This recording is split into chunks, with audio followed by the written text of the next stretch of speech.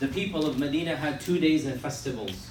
The Prophet ﷺ said, Allah has given you 2 days better than your days, the Eid al-Fitr and the Eid al-Adha. So the Eid was legislated right after the hijrah of the Prophet ﷺ. And both of our Eids, both the Fitr and the Adha, they are linked to religious acts of worship. The Fitr is linked to Ramadan and the Adha is linked to the Hajj. So even our celebrations are linked to the worship of Allah subhanahu wa ta'ala. We celebrate according to the Quran because in the Quran, وَلِتُكْمِلُوا الْعِدَّةِ, so that you may finish the 30 days or the 29 days. وَلِتُكَبِّرُوا اللَّهَ عَلَى مَا هَدَاكُمْ, and so that you may praise Allah because He has guided you. وَلَعَلَّكُمْ تَشْكُرُونَ, and so that you may show thanks. So the Quran mentions Eid indirectly. And the Quran tells us the purpose of Eid. What is the purpose of Eid? وَلِتُكَبِّرُوا اللَّهَ عَلَى مَا هَدَاكُمْ, so that you may praise Allah because He has guided you. And that you may show thanks to Allah subhanahu wa ta'ala. So our Eid festivals are linked to our worship of Allah and our rituals. Therefore, on the days of Eid, the main goal of Eid is the Muslim Ummah unites in the praise of Allah, in the glorification of Allah. Even our holy days are literally holy days. They're not just holidays, they are holy days. They are meant to worship Allah with takbirat and also to display the beauty of the Ummah of Islam. And of the etiquettes of Eid, our Prophet ﷺ on the Eid al-Fitr, he would make it a point to have an early breakfast, even though he wouldn't have a breakfast typically. And also after Ramadan, obviously usually don't eat in the morning. But it was his sunnah that on Eid al-Fitr, he would eat something so that people know that it is not a day of fasting. And of course it is not allowed to fast on either of the two Eids, because one of the goals of Eid, yes, we celebrate in a worldly sense, and the celebration in the worldly sense is food and drink and halal enjoyment. Our Prophet ﷺ said that the days of Eid and the days of Mina, the 3 days after Eid al-Adha, are the days of eating and drinking. So these are not days of fasting. These are days, yes, the Ummah does have, and since the beginning of time, and it is a part of our culture of Islam, that we have the beauty of this world that is halal displayed. And that is why on the days of Eid, our Prophet ﷺ would also dress up. Now it is a myth that he would wear new clothes. Our Prophet ﷺ didn't really have new clothes,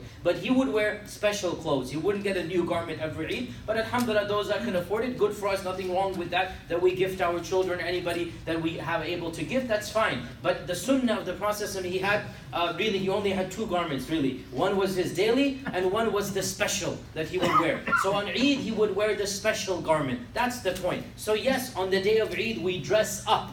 And it is a part of the signs of the Ummah, the sha'air of Islam, the signs of Islam. From the beginning of time, that on the day of Eid, the Muslims, they dress in the best. And yes, they should dress in the best, but my advice to brothers and especially sisters, that when you do dress, then conform to the etiquettes of the religion of Allah, and do not go beyond the limits. After all of these days of ibadah, do not destroy all of that ibadah through things that are not allowed to do. And the day of Eid is a day of takbirat. This is in the Quran. وَلِتُكَبِّرُوا اللَّهَ عَلَى مَا هَدَاكُمْ. Both the Adha and the Fitr are days of takbirat. The takbirat of Fitr, the Eid al-Fitr, they begin when we leave our house and we're going to the musalla ground, and they end with the imam starting the salah. So the takbirat of Fitr, they begin from when we leave our house until the salah begins. As for Eid al-Adha, when we get there, we'll mention they began from the day of Arafah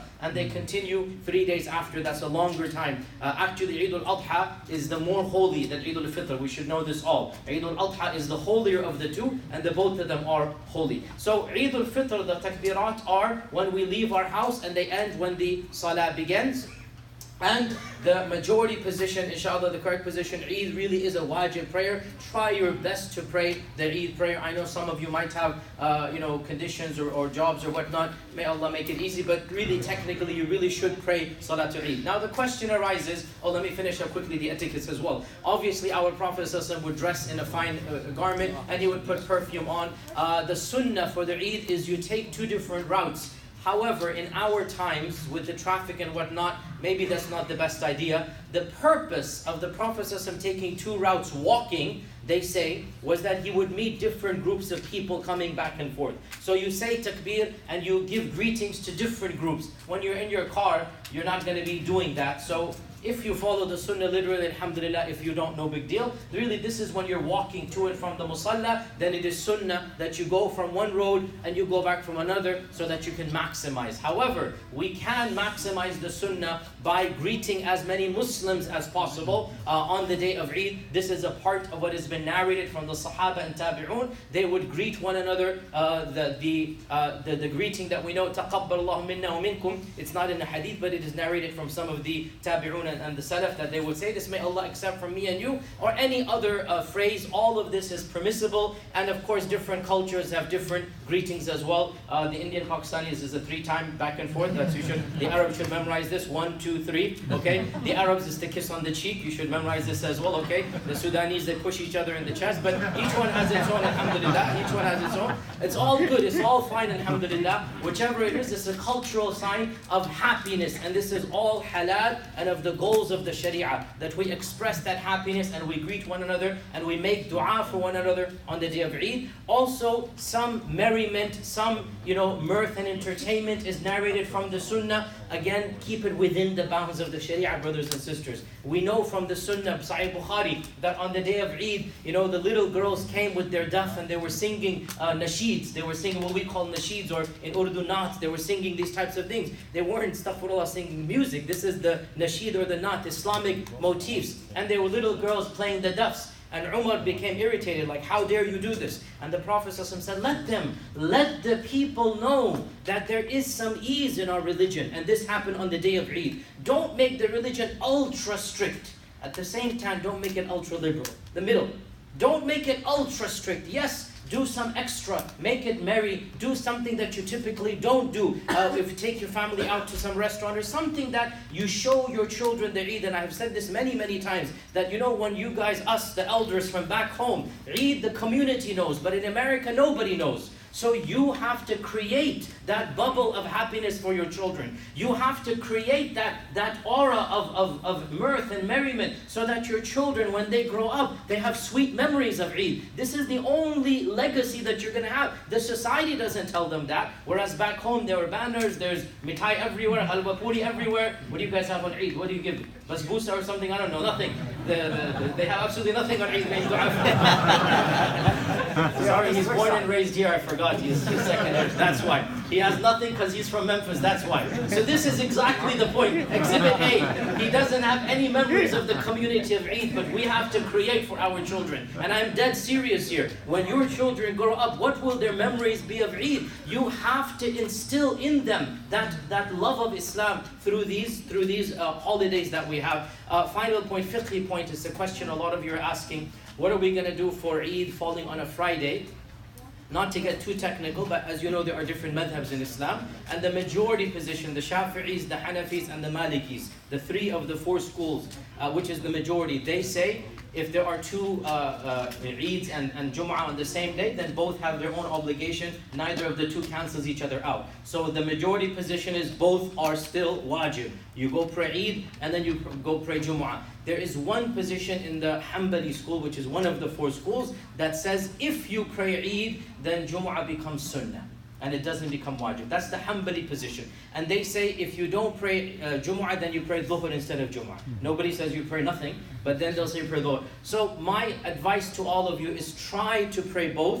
If your job requires you to do either or, if you have to make a choice for logistical reasons beyond your control, then may Allah forgive, and you can opt to choose the Hanbali madhab in this case, because the Hanbali madhab allows, if you pray Eid, then the Jumu'ah becomes sunnah and not wajib. That's their madhab. And it is a valid position, but it is a minority position. We at MIC are still going to be doing the khutbah, and all of the masajid should be doing the khutbah, and the default is you should try to pray the Jumu'ah as well on the day of Eid. Final point, people are asking about the salawat, the timings on the day of Eid. So obviously the tomorrow's Fajr is going to be the same timing, which is 4:30.